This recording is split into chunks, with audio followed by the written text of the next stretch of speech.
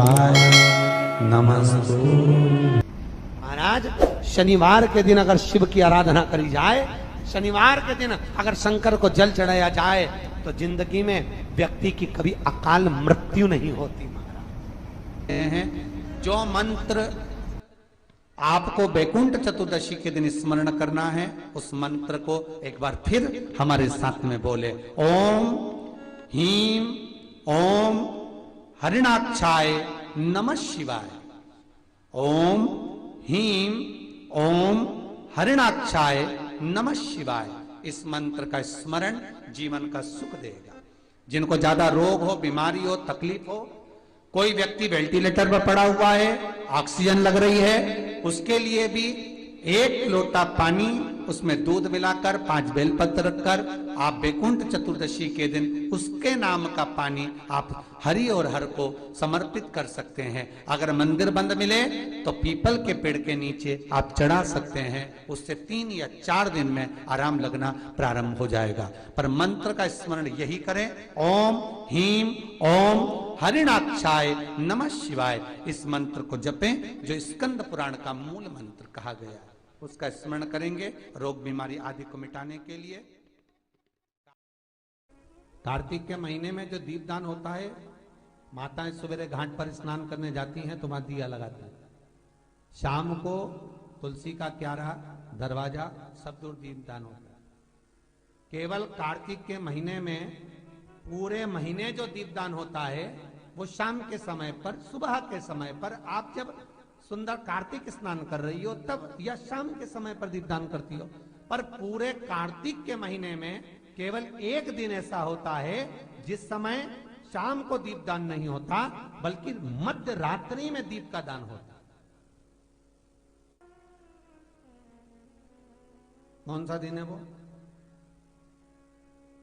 पूरे कार्तिक के महीने में केवल एक दिन ऐसा होता है जिस दिन मध्य रात्रि में दीपदान होता है। ना सुबह ना शाम।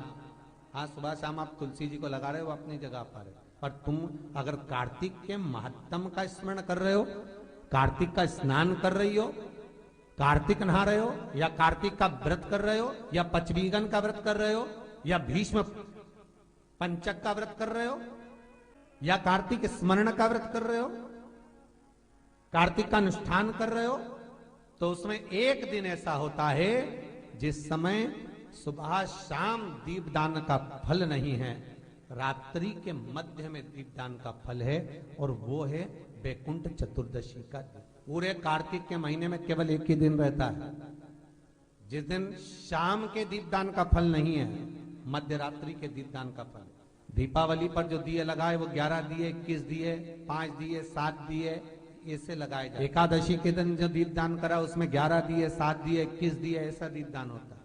पर बैकुंठ चतुर्दशी का जो दिन है महाराज, इस दिन रात्रि को 11 बजे से लेकर 12:30 के बीच में दीपदान होता है, और 14 दिए का दान होता है। इसमें 14 दीपों का दान है। निवेदन है आप सबसे कि प्रयास करना कि घर के बाहर आप एक दीप, जहां पर आपका जलाशय है, पानी का स्थान है, वहां रख दें, और एक दीप तुलसी के क्यारे के पास रखें। बाकी के दीप आप घर के बाहर लगा दें। 14 दीप।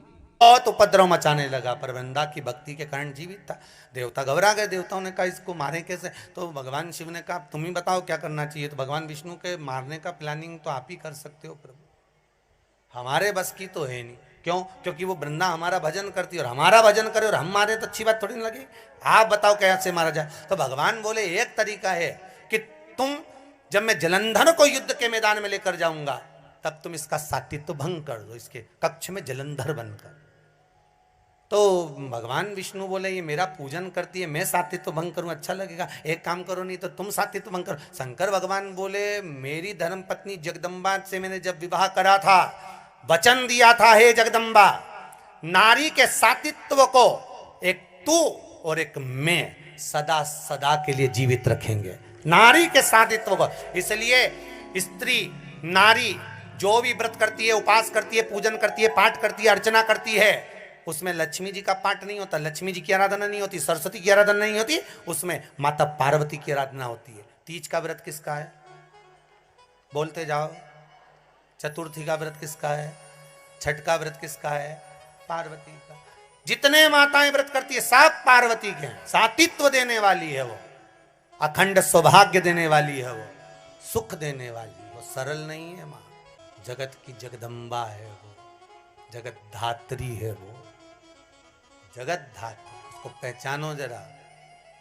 जिसके पति हो अष्ट सिद्धि नवनिधि के दाता, स्वयं शंकर जिसका पति हो, उसके पास में अष्ट सिद्धियां नवनिधियां, तो चारों तरफ बिखरती हुई चारों तरफ बिखरती हुई अष्ट सिद्धि नवनिधियां चलती हो, तो वो सहज कैसे हो सकता? सहज नहीं हो।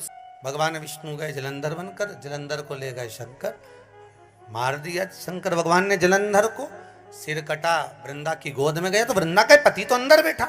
ये कौन? देखा तो ये तो नारायण।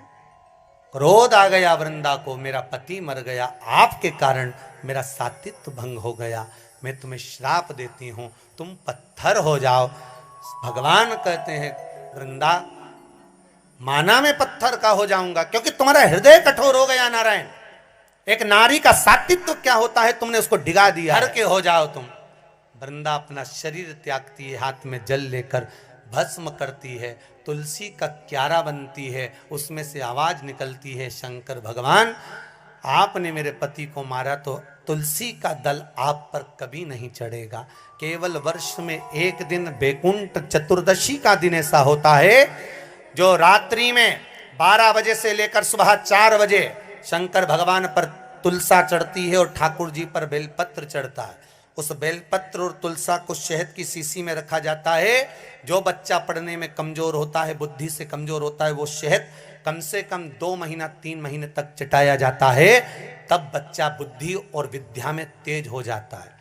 जिसको याद नहीं रहता हो, याददाश्त कमजोर हो गई हो, कई बुजुर्ग लोग भी ऐसे हैं जिनको याद नहीं रहता, बेचारी अंगूठी रख के भूल जाती है, कहीं ऐसी ये सामान रख के कहीं चला जाता है। तो बैकुंठ चतुर्दशी के दिन आप प्रयास करना, एक तुलसी का दल भगवान शंकर पर और बेलपत्र जम के बोलो भगवान ठाकुर जी, दोनों को इकट्ठा करना, शहद की शीशी में डालना, उसको चाटना। महाराज विवेक बुद्धि तीव्र होगी, याददाश्त बनी रहेगी, याद रहेगा किसी और वाले महाराज ने क्या क्या सुनाया था। तो अगली बार कम से कम तुम भी तो कथा बात सकते हो, इसलिए याद करते चलो। हम सब बोलिए एक बार जमकर, श्री शिवाय नमस्तुभ्यम। प्रैक्टिकल जरूर करना, कहीं सियोर वाला महाराज झूठ तो नहीं बोल रहा, शास्त्रों की बातें हम